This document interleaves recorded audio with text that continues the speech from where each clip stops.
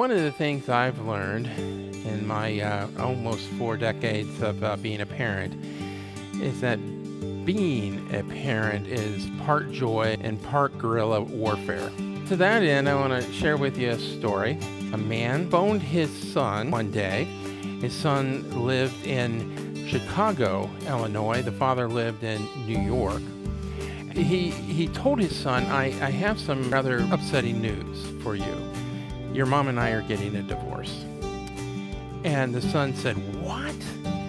You've been married 45 years. How in the world would you get a divorce after all this time? And his father said, you know what?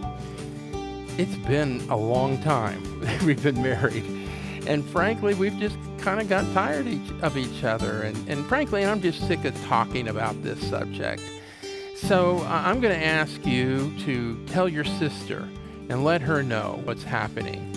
And so the father hung up, and as soon as he did, the son picked up the phone and called his sister, who lives in Phoenix, Arizona.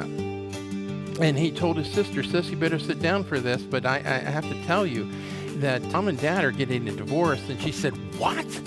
Not on my watch. I'm not going to let it happen. And she said, you sit right there where you are by the phone. I'll get back with you in just a few minutes. So she hung up, she dialed the number, called her father, and she said, Dad, you and mom are not getting a divorce.